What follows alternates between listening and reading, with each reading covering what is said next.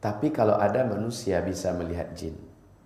Sementara Allah Subhanahu wa taala sudah memastikan innahu yarakum huwa wa qabiluh min haitsu la tarawnahum. Sesungguhnya syaitan-syaitan ya dari bangsa jin itu sanggup melihat kalian dari arah di mana kalian tidak akan sanggup melihat mereka. Pertanyaan, mungkinkah manusia melihat jin sementara orang lain tidak melihat? Pokoknya kami berlima, si A melihat tuh ada seorang wanita, ada seorang anak kecil mirip tuyul, sementara yang berempat nggak ngelihat sama sekali, dia sendiri yang melihat. Bagaimana ini sebenarnya? Bahkan ada ustadz, kalau kita panggil ke rumah, Pak Ustadz, rumah kami ini terasa nggak enak, ada sesuatu yang tidak normal rasanya di rumah. Sering kadang-kadang berkelebat nampak jalan sesuatu, atau macam kami diintai dan diawasi, satu rumah kami merasa ada gangguan, merasa ada yang nggak enak di rumah Pak Ustadz. Wah, si Ustadz datang ke rumah, langsung tiba-tiba dia mengatakan, dekat pintu tuh ada tiga jin. Nah, di sini ada 2 nih. Itu di atas lemari ada 5. Udah seperti itu dia, 2 saja kemungkinan Ustadz ini. Yang pertama, Ustadz ini pendusta. Ustadz ini sedang mengelabui dan membohongi orang yang punya rumah. Yang kedua, Ustadz ini pada tubuhnya sudah bersarang jin. Tidak ada yang lain, tidak ada yang lain. Jangan kita, hebatnya nih Ustadz, hebatnya Pak Kiai, dia bisa melihat, dia bisa tahu di situ ada sekian, itu ada sekian. Kalau ada yang seperti ini, saran saya adalah Ustadz itu diruqyah. Ustadz itu diruqyah. Sebab apa? Sebab jin yang ada di tubuhnya yang menjadikan dia bisa melihat bangsanya sendiri. Kalau kita dengan mata normal ini tidak akan pernah mampu melihat jin dan syaitan. Abadan. Nah, fenomena di mana ada jin-jin tertentu yang semua orang bisa melihat. Dia bisa melihat muncul di sini, bisa berbicara dalam 1-2 menit pokoknya, lalu menghilang. Tiba-tiba ada muncul lagi di situ. Ya. Ting. Lalu di sana muncul ting, ya. Lalu di sana ganti-gantian tempatnya begitu cepat. Maka perlu kami sampaikan, ini disebut dalam bahasa Arab dengan istilah tasyakkul. Oleh para ulama-ulama dari kalangan Ahlus Sunnah wal Jamaah, ini disebut dengan tasyakkul. Tasyakkul itu adalah jin meninggalkan dimensi alamnya, menembus ke alam kasar yang lamban dan berat, yaitu alam manusia.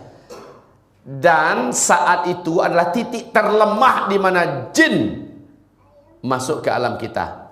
Bapak Ibu, Bu, saya yakin sesuai dengan kita tonton di TV-TV dan yang kebanyakan berada di masyarakat kita, kalau ada seseorang melihat penampakan di dalam biliknya, yang akan dilakukan orang ini apa? Apa yang akan dilakukan orang ini, Pak? Pasti menjerit. Ya. Kalau enggak menjerit, terkencing di celana. Kan seperti itu gayanya kan? Kalau wanita langsung tuh, wah! Suatu hal yang, maaf ya, yang bodoh kalau itu dibuat. Sebab apa?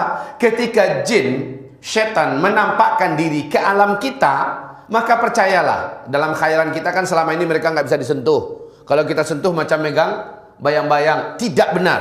Ketika mereka masuk ke alam kita, dia masuk dalam hukum alam kita. Dia memang berwujud kasar dan bisa ditangkap. Ini hakikat. Dan saat itulah titik terlemah dia. Sebab apa? Saya katakan pada Bapak Ibu, Jackie Chan itu jagoan nggak? Jagoan. Memang ahli kungfu kan? Ahli bela diri. Ya. Tony Jaa jago nggak? Hah? Tony Jaa. Siapa yang nggak kenal dengan jagoan Tony Jaa? Hah? Kemudian Jet Li jago nggak? Jago memang, ahli bela diri. Tapi jagonya di mana?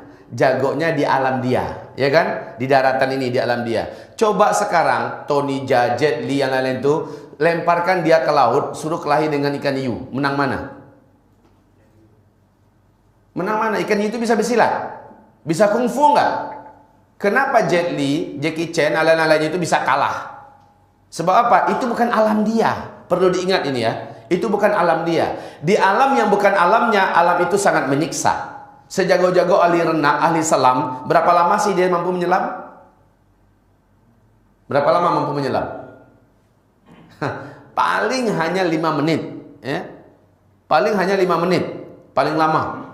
Itu dah hebat bener tuh orang. Kalau sanggup menyelam selama 5 menit, pasti dia akan muncul karena dia memerlukan alamnya kembali.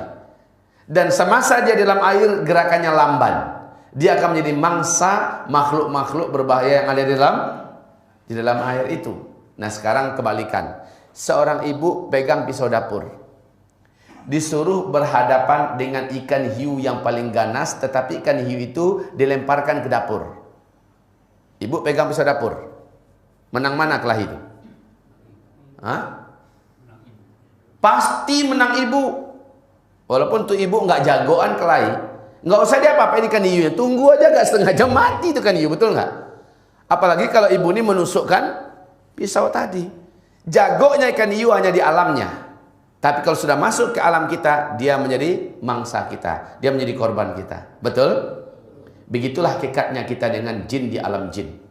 Apabila dia masuk ke alam kita, sesekali jangan pernah kita merasa takut kepadanya. Persis pernyataan Imam Mujahid rahimahullah, bila engkau melihat syaitan menampakkan diri kepadamu dalam wujud apapun saja, maka hinakanlah dia, ambil benda apa yang ada di dekatmu dan lemparkan kepadanya. Bismillahirrahmanirrahim, Allahu Akbar. Kalau Nabi Muhammad, Pak, dalam sholat tahajudnya, beliau diganggu oleh syaitan. Ya, dalam sholat tahajudnya, apa yang dibawa oleh Nabi? Apa yang dibawa oleh Nabi Muhammad? Langsung dicengkramnya dengan tangannya, kemudian dipegangnya leher daripada syaitan tersebut. Syaitan tersebut mengecil sampai lehernya, lidahnya menjulur, kata Rasulullah SAW, sampai ke batas lutut daripada jin ini. Jinnya menjadi kecil, kemudian lidahnya menjulur. Kata Rasulullah, kalaulah aku tidak ingat dengan perjanjian saudaraku Sulaiman dengan bangsa jin, bahwa tidak ada lagi manusia yang akan menguasai jin setelah ini, pasti dia akan saya ikat di tiang. Jadi Pak, kalau itu jin sempat menampakkan diri ke alam kita, lalu kita tangkap Pak, dia pasti kita dapatkan. Pak, dia pasti kita dapatkan. Ya, lalu kita ikat dia jatuh ke dalam hukum alam kita. Dia terikat sebagaikan seekor kelelawar yang kita tangkap. Lalu kita ikat di dinding. Macam itulah hukumnya. Sampai besok pagi anak-anak kecil mampu melihat ini jin. Tapi sudah dalam wujud kasar, ya, dalam bentuk fisik yang kasar. Begitu kaum muslimin. Makanya dalam perjanjian di alam jin, haram bagi jin menampakkan diri di hadapan manusia, karena ini pantangan dan undang-undang yang ketat di alam bangsa jin. Tidak boleh menampakkan diri kepada manusia, apalagi manusia itu manusia yang beriman, karena bisa-bisa dia dibunuh oleh orang yang beriman.